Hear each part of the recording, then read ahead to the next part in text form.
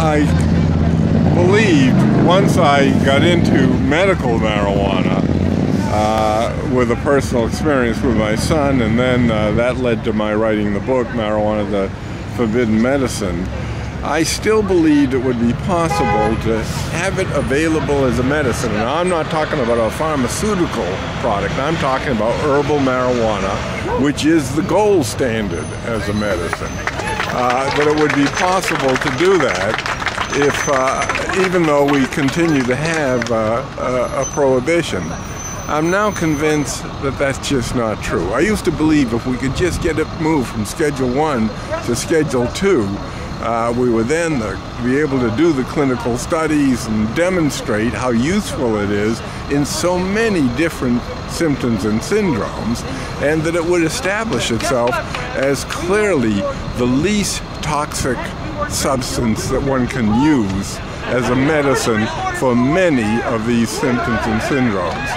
I'm now convinced that that's not possible. You can't do it while it is you can't use it as a medicine while it is prohibited for other purposes. Look what's happening in California, where they're arresting patients, closing down growers and so forth.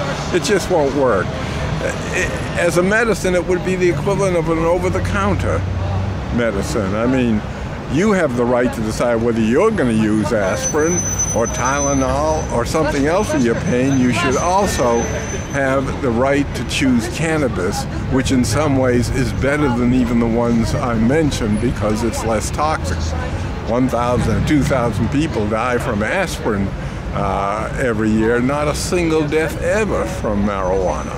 And you would also, it would allow patients to titrate their own doses, which is a phenomenon which is just underappreciated, because when your doctor arbitrarily says take 2 aspirin, he doesn't know what the dose, what dose you really need.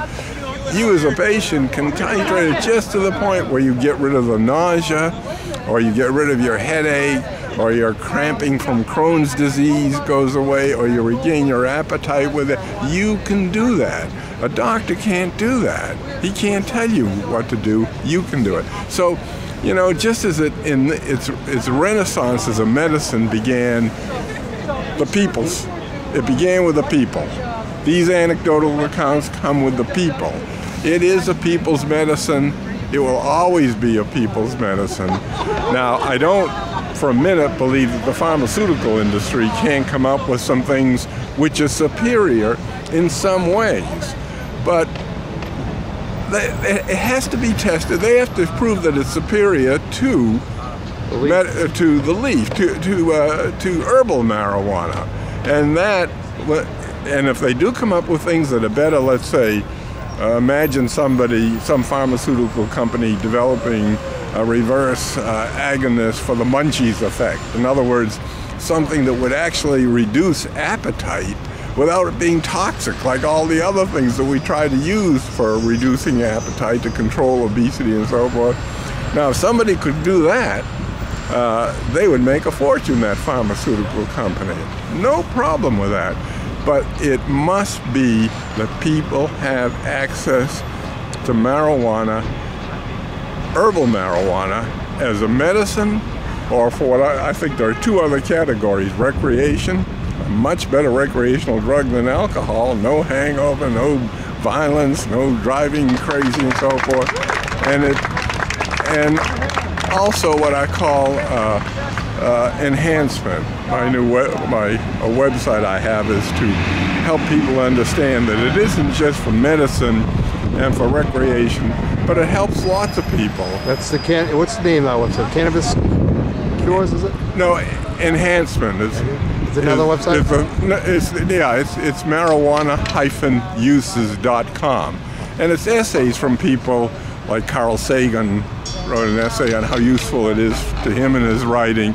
Allen Ginn, lots of people you've never heard of just write in, I'm a musician, I use it, so forth and so on, because that's a real use for it. I think young people who are more interested in partying don't get into that, but and I think it takes some experience with it, you can find that it may enhance certain personal capacities in a way nothing else has done. Thank you very much. Enough? How do you, how do you think they received you today, your testimony? How do you feel about the committee? Well, I think the committee was really a little indifferent that I emphasized the medical aspects, but I think it's important that people realize you can't fool around anymore. Proposition 216 was very important in 215 in 1996, but that's just tinkering with it. Ultimately, if you're really gonna let people explore the full medical potential of this, you can't have a state saying you can only use it for debilitating disease, and you've got to let them explore and let them consult with people who know that it is useful for things as improbable as premenstrual syndrome. Women, since Queen Victoria, as I told them, they have used it for that. And even for things like intractable hiccups. There are people who find, I'm getting to sort of the far end of these things, but the point is, it's a remarkably versatile medicine. And since I always, as a physician, I always said to my patient, look, I don't know if it will help with your ulcerative colitis. There hasn't been enough anecdotal evidence that I can get my hands on. Some yes, some no. But if it were someone in my family or myself who was suffering from your ulcerative colitis, I'd take it, and I advise you to try it, because I know I'm not going to harm you by giving you that advice. It is not going to harm you. It may not help you, but on the other hand, you may be one of those people for whom it is a real boon. And so I think it's very easy to advise people on cannabis. You're not going to get them into trouble.